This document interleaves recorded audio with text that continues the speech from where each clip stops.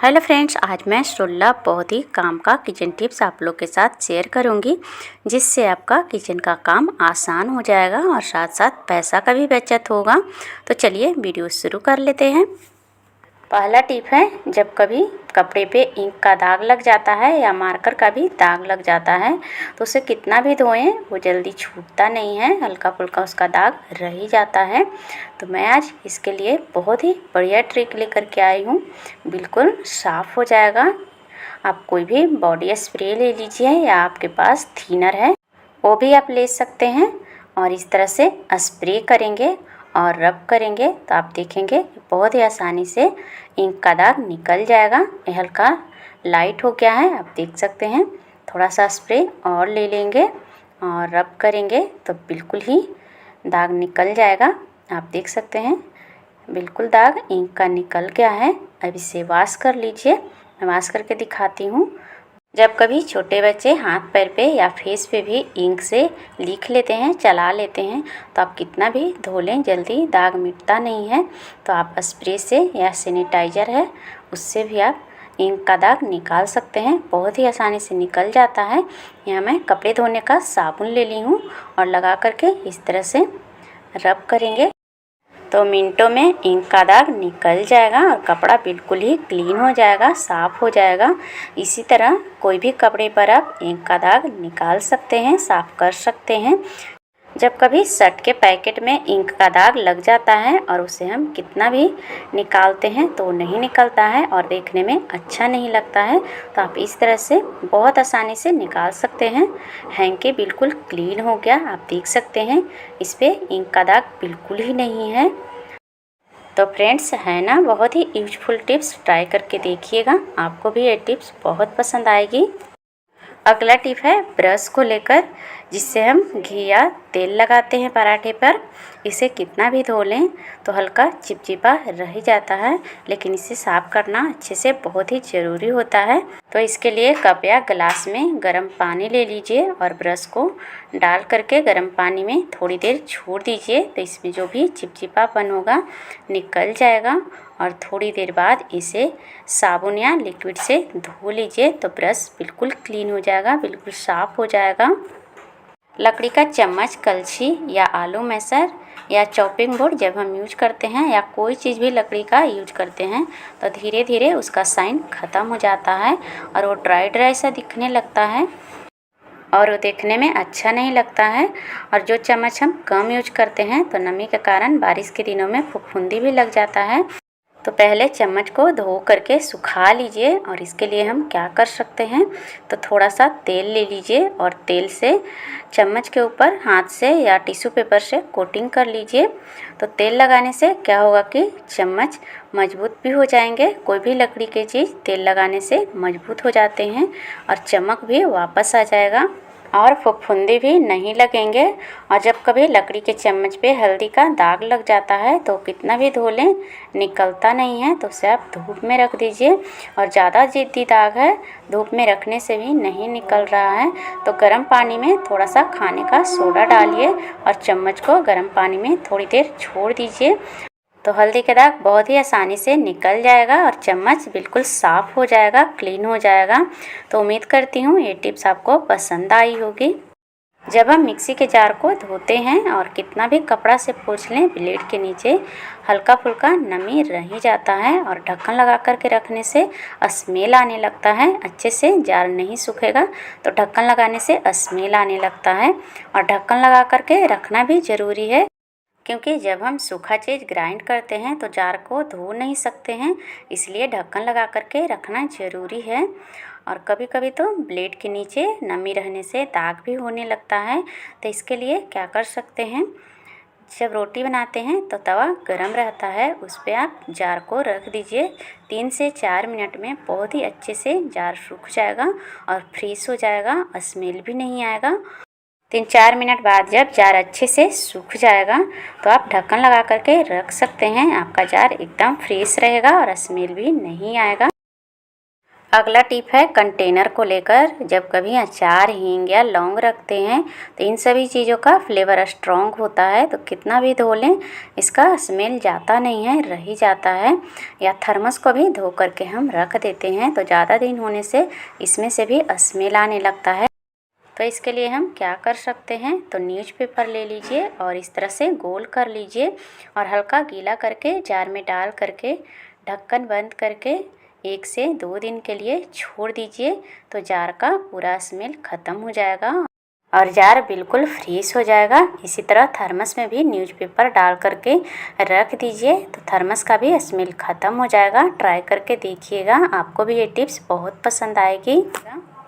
अगला टिप्स है चाय को लेकर। सुबह सुबह हम चाय चढ़ा देते हैं और सोचते हैं किचन का कोई दूसरा काम निपटा लेते हैं, तब तक चाय उबल करके गैस के ऊपर गिर जाता है और हमारा एक और काम बढ़ जाता है। तो एक चम्मच ले लीजिए और चाय में डाल दीजिए। चाय कितना भी उबलेगा लेकिन ये बाहर नहीं आएगा। आप देख सकते हैं चाय अच्छे से उबल रहा है। इस तरह से आप चाय चढ़ा करके दूसरा काम कर सकते हैं। ये बहुत ही यूजफुल टिप्स है, रोज़ काम आने वाला टिप्स है।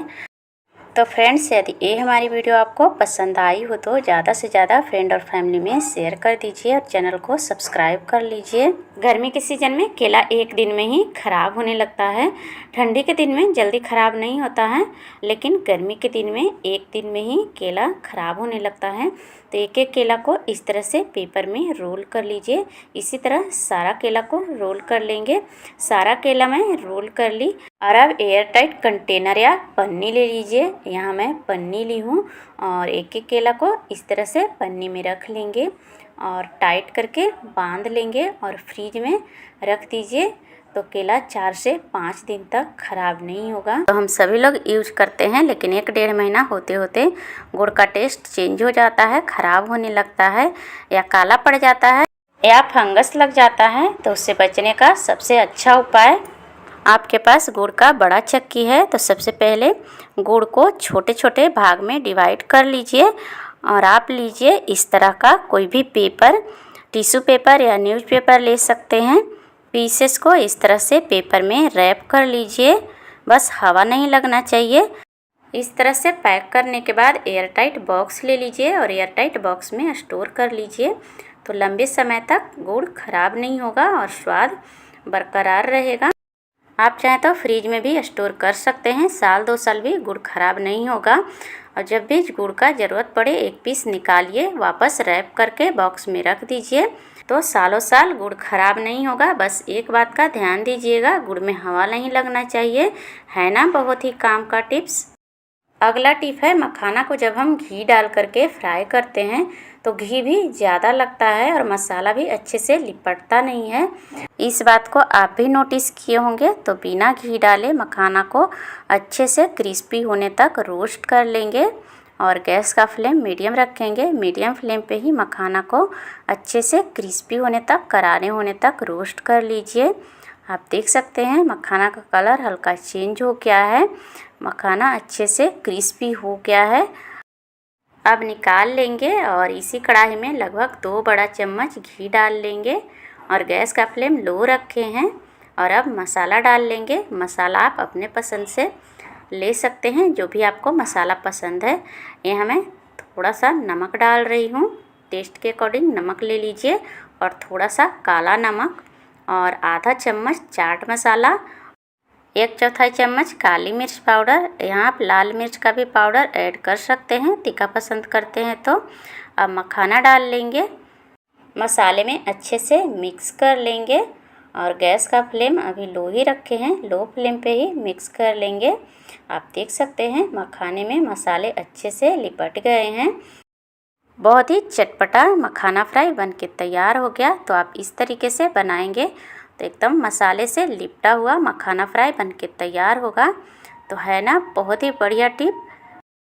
अगला बहुत ही काम का टिप है। आलू तो हम सब रोज़ किसी न किसी रेसिपी में यूज करते हैं, लेकिन जब हम आलू को तेल में फ्राई करते हैं, रोस्ट करते हैं, तो इसमें से कैंसर पैदा करने वाला तत्व निकलता है। जैसे आलू का फ्रेंच फ्राई बनाते हैं तो आलू को हम ज़्यादा तेल में रोस्ट करते हैं, या आलू का भुजिया बनाते हैं तब भी हम आलू को तेल में ज़्यादा रोस्ट करते हैं।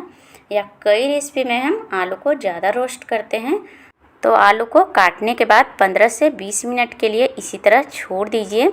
उसके बाद बनाइए तो कोई दिक्कत नहीं होगा, या बॉयल करके बना सकते हैं। तो फ्रेंड्स, है ना बहुत ही काम का टिप।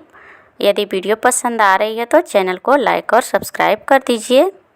अगला टिप है, जब लाइट चली जाती है और फ्रिज का पावर कट जाता है तो दूध फटने का डर रहता है, या जब कभी दूध हम गर्म करना ही भूल जाते हैं तो ऐसे में आप थोड़ा सा खाने का सोडा मिक्स कर लीजिए दूध में, तो आपका दूध नहीं फटेगा। ट्राई करके देखिएगा, आपको भी ये टिप्स पसंद आएगा।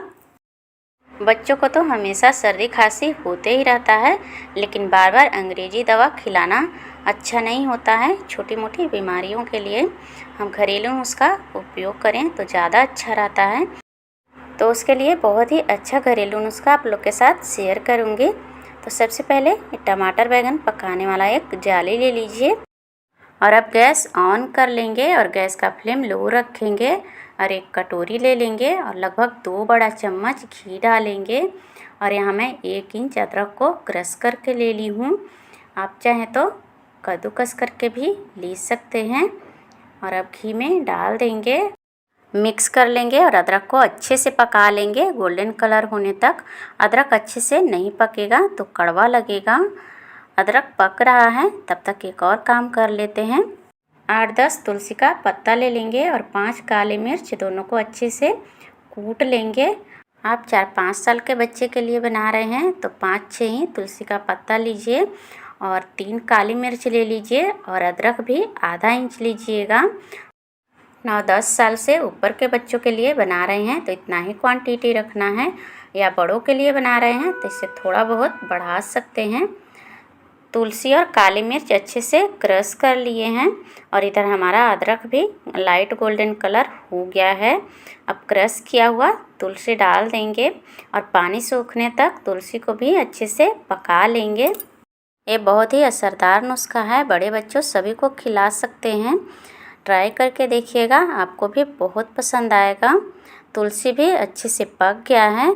अब गैस ऑफ कर देंगे, और अब थोड़ा सा गुड़ डाल लेंगे, इस तरह से हाथों से तोड़ते हुए, और मिक्स कर लेंगे। गैस ऑफ करने के बाद ही गुड़ डालना है।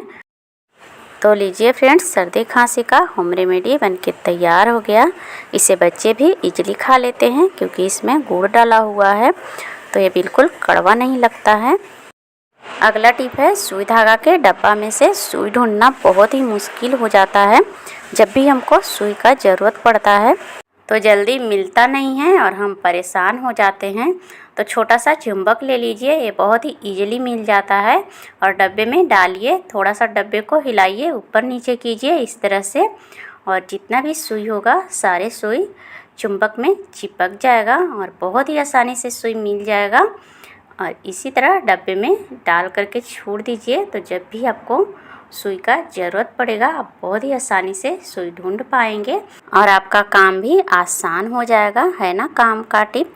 धागे को जब हम इस तरह से रखते हैं तो धागे एक दूसरे में उलझ जाते हैं और निकालना भी मुश्किल हो जाता है, और धागा भी वेस्ट हो जाते हैं। तो इस तरह से थोड़ा सा कट लगा लीजिए ब्लेड से, और धागे को इस तरह से फंसाइए और लपेट लीजिए, और इसी तरह सभी धागे में हल्का कट लगा लीजिए, और इस तरह से फंसा करके रखिए, तो धागे एक दूसरे में नहीं उलझेंगे और धागे भी वेस्ट नहीं होंगे। अगला टिप है, जब हम चीनी मिट्टी का, कांच का या प्लास्टिक का कोई भी सामान लाते हैं तो उसमें स्टिकर रहता है और आसानी से निकलता नहीं है, और इसे गर्म भी नहीं कर सकते हैं। स्टील का सामान लाते हैं तो हल्का गर्म करने से स्टिकर आसानी से निकल जाता है। तो इसके लिए गर्म पानी ले लीजिए और डाल करके थोड़ी देर इसी तरह छोड़ दीजिए, तो देखेंगे थोड़ी देर में बहुत ही आसानी से स्टिकर निकल जाएगा। इस तरह से चम्मच से निकालिए, बहुत ही इजीली निकल जाता है। आप देख सकते हैं स्टिकर बहुत ही इजीली निकल गया और बर्तन क्लीन हो गया। तो आप इस ट्रिक से कांच के या चीनी मिट्टी के बर्तन में स्टिकर निकाल सकते हैं। अगला टिप है, जब हम मिर्च मिक्सी ग्राइंडर में ग्राइंड करते हैं तो खांस के परेशान हो जाते हैं, बहुत ही खांसी होती है। तो इसके लिए मैं बहुत ही बढ़िया ट्रिक लेकर के आई हूँ, जिससे आपको खांसी नहीं होगी। जब भी आप मिर्च ग्राइंड करेंगे तो बिल्कुल ही खांसी नहीं होगी। तो आप मिर्च में 2 चम्मच सरसों का तेल डालिए और 1 चम्मच नमक डाल लीजिए। नमक से मिर्च सालों साल ख़राब भी नहीं होगा। और आप ढक्कन लगा करके ग्राइंड कर लीजिए तो बिल्कुल ही खांसी नहीं होगी। मिर्च का सूद पाउडर घर में बनके तैयार हो गया। तो इस ट्रिक से आप घर में मिर्च का सूद पाउडर बना सकते हैं। अगला छोटी सी टिप है लेकिन बहुत ही काम का टिप है। आटा जब हम फ्रिज में स्टोर करते हैं तो ऊपर पपड़ी जम जाता है। तो इसके लिए ऊपर से हल्का पानी लगा लीजिए। उसके बाद आप फ्रिज में स्टोर कीजिए तो आटा एकदम सॉफ्ट और मुलायम रहेगा और रोटी भी अच्छी बनेगी। इस ट्रिक को आप फॉलो करके देखिएगा, आपको भी अच्छा लगेगा।